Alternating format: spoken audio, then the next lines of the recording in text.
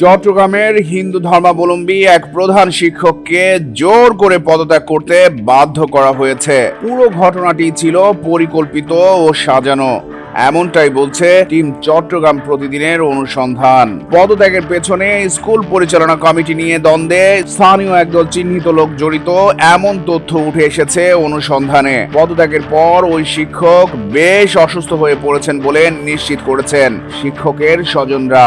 ৮ জানুয়ারি বুধবার চট্টগ্রামের আনোয়ারা উপজেলার পূর্ব বড়ইয়া ঠান্ডা মিয়া চৌধুরী উচ্চ বিদ্যালয়ে এ ঘটনা ঘটেছে। ঘটনার শিকার ওই প্রধান শিক্ষকের নাম চন্দন মহাজন। টিম চট্টগ্রাম প্রতিদিনকে স্কুলের প্রধান শিক্ষক চন্দন মহাজন বলেন, অপবাদ ছড়ানো হলো হেডমাস্টার সাম্প্রদায়িক, হেডমাস্টার ইসলাম বিদ্বেষী, দাড়ি টুপি হিজাব বিরোধী অপবাদ দিচ্ছে। এ কাজে যুক্ত তাদের ভাইপোরা, যারা একজন পীরের অনুসারী। তারা মাইকে কথা বলে না। এ কাজে শিবিরের কিছু ছেলেও যুক্ত হয়েছে বলে অভিযোগ করেন প্রধান শিক্ষক চন্দন কুমার মহাজন। তারপর সবশেষ বললো যে হেডমাস্টার সাম্প্রদায়িক, হেডমাস্টার ইসলাম বিদ্বেষী, হেডমাস্টার দাড়ি টুপি হিজাব বিরোধী এই কাজে যুক্ত আছে তাদের ভাইপোরা, যারা একটা পীরের অনুসারী, মাইকে কথা বলে না, আলতাবুল বাড়ি পীরের অনুসারী, এবং এখানে কিছু ছাত্র শিবিরের ছেলেরাও যুক্ত হয়েছে। টিম চট্টগ্রাম প্রতিদিনের অনুসন্ধান বলছে, স্থানীয় একদল চিহ্নিত দুর্নীতিবাজ লোক প্রধান শিক্ষক চন্দন মহাজনের বিরুদ্ধে বিভিন্ন মিথ্যে অভিযোগ এনে শিক্ষার্থী ছাড়াও উস্কে দেয় কিছু অভিভাবককে। এদের মধ্যে স্কুল পরিচালনা কমিটির দখল নিতে চাওয়া লোকজনও আছে। তারা অভিযোগ তোলে চন্দন মহাজন ইসলাম বিদ্বেষী কথাবার্তা বলেছেন, দাড়ি রাখলে জঙ্গি বা হিজাব নিকাব নিয়ে কটূক্তি করেছেন, এমন অভিযোগও তোলে তারা। এছাড়া অনিয়ম ও দুর্নীতির অভিযোগও তোলা হয়, কিন্তু অনুসন্ধান বলছে এসব অভিযোগের কোনোটাই সঠিক না। কেবল স্কুল কমিটির দ্বন্দ্বে ধর্মীয় তকমা ব্যবহার করে পরিকল্পিতভাবে প্রধান শিক্ষক চন্দন মহাজনকে পদত্যাগ করানো হয়। টিম চট্টগ্রাম প্রতিদিনের অনুসন্ধান বলছে, অভিযোগগুলো তদন্তের জন্য ৮ জানুয়ারি বুধবার প্রধান শিক্ষক চন্দন মহাজনকে মাধ্যমিক শিক্ষা কর্মকর্তার কার্যালয়ে ডাকা হয়, কিন্তু ওই সময় হঠাৎ করে একদল শিক্ষার্থীকেও সেখানে নিয়ে আসা হয়। তারা তদন্ত ছাড়াই প্রধান শিক্ষকের পদত্যাগের দাবি জানাতে থাকে। এমন পরিকল্পনা ও সাজানো ঘটনায় রীতিমতো অবাক স্কুল শিক্ষকরাও। পরে উপজেলা নির্বাহী কর্মকর্তা তাহমিনা আক্তারের কাছে পদত্যাগপত্র জমা দেন প্রধান শিক্ষক চন্দন মহাজন। স্কুলটির একজন শিক্ষক নাম প্রকাশ না করবার শর্তে টিম চট্টগ্রাম প্রতিদিনকে বলেন, ধর্মীয় বিদ্বেষ ছড়িয়ে প্রধান শিক্ষক চন্দন মহাজনকে ফাঁসানোর জন্যই বেশিরভাগ অভিযোগ তোলা হয়েছে।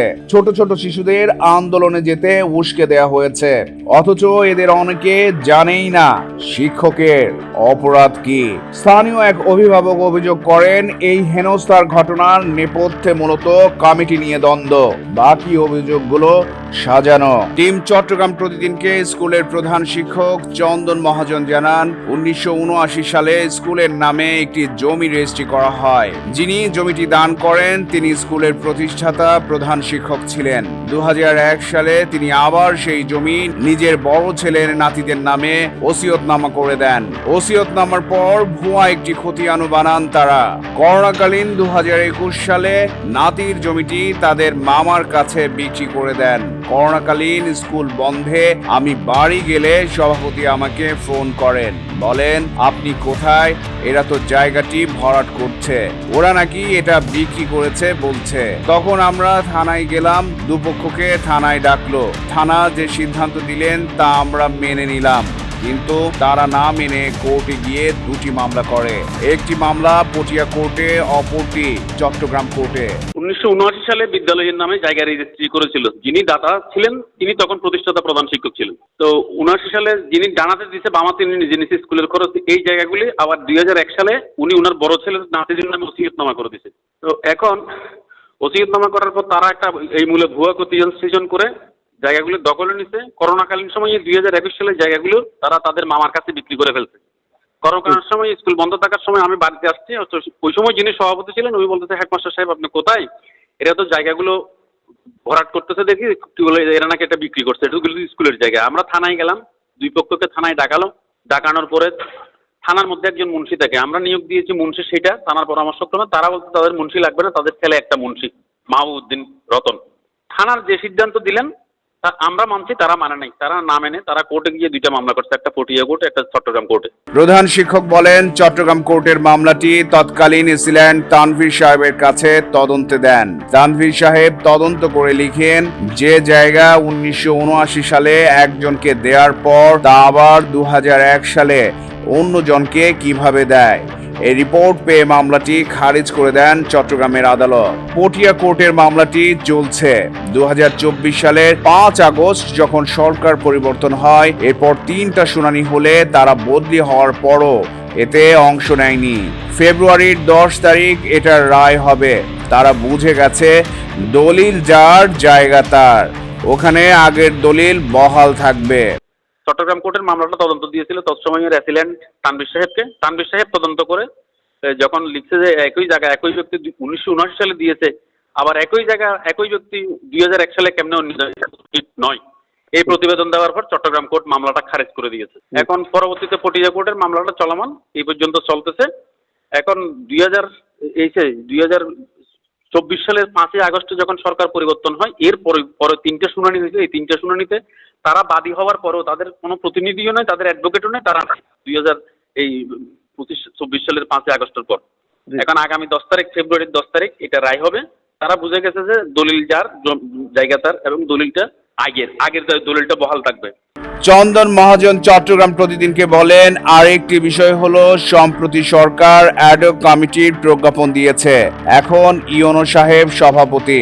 অ্যাডক কমিটি হলে পাবলিক একজন সভাপতি আসবে, দাতার 2 ছেলের এক পক্ষ নেতৃত্বে আসবে মনে করে যারা দখল করেছে তারাই অপপ্রচার চালাচ্ছে। হেডমাস্টার অ্যাডক কমিটি করে ফেলেছে। ডিসিও সভাপতি প্রতিনিধি দিচ্ছেন না, ইওনো সাহেবও সভাপতি প্রতিনিধি দিচ্ছেন না। তাহলে আমি কমিটিটা কিভাবে গঠন করলাম? এখনো কমিটি হয়নি, ইওনো এখনো সভাপতি। সম্প্রতি সরকার অ্যাডক কমিটির প্রজ্ঞাপন দিয়েছে। যেহেতু এখন ইওনো সাহেব সভাপতি, এখন অ্যাডক কমিটি হলে পাবলিক একজন সভাপতি আসবে। তারা তাদের পারিবারিক বিরোধের কারণে তাদের মানে চাচারা অর্থাৎ আরেক প্রতিষ্ঠাতার 2 ছেলে, একজনের নাম হচ্ছে আপনার আব্বাসউদ্দিন আহমদ চৌধুরী, আরেকজনের নাম শামসুল হুদা চৌধুরী। আব্বাসউদ্দিন আহমদ ছেলেরা নেতৃত্ব আসবে এটা মনে করে তারা ওই যে জায়গার যারা দখল করছে তারা একটা রিমত তুলছে, হেডমাস্টার অ্যাডক কমিটি প্রসেস করে ফেলছে। অথচ ডিসিও সভাপতি প্রতিনিধি দিচ্ছে না এবং ইউনো সাহেবও প্রতিনিধি দিচ্ছে না। তাহলে আমি কমিটিটা কিভাবে গঠন করলাম? আর কমিটি গঠন করলাম কিভাবে? কমিটি গঠিত হয় নাই, অলরেডি টিএনও সভাপতি এখনো রেগুলার কমিটি। প্রধান শিক্ষক বলেন, এরপর অপবাদ ছড়ানো হলো হেডমাস্টার সাম্প্রদায়িক। হেডমাস্টার ইসলাম বিদ্বেষী, দাড়ি টুপি হিজাব বিরোধী অপবাদ দিচ্ছে। এ কাজে যুক্ত তাদের ভাইপোরা যারা একজন পীরের অনুসারী, তারা মাইকে কথা বলে না। এ কাজে শিবিরের কিছু ছেলেও যুক্ত হয়েছে বলে অভিযোগ করেন প্রধান শিক্ষক চন্দন কুমার মহাজন। তারপর সবশেষ বললো যে হেডমাস্টার সাম্প্রদায়িক, হেডমাস্টার ইসলাম বিদ্বেষী, হেডমাস্টার দাড়ি টুপি হিজাব বিরোধী, এই কাজে যুক্ত আছে তাদের ভাইপোরা যারা একটা পীরের অনুসারী, মাইকে কথা বলে না, আলতাবুল বাড়ি পীরের অনুসারী, এবং এখানে কিছু ছাত্র শিবিরের ছেলেরাও যুক্ত হয়েছে। চট্টগ্রাম প্রতিদিন নিউজ ডেস্ক।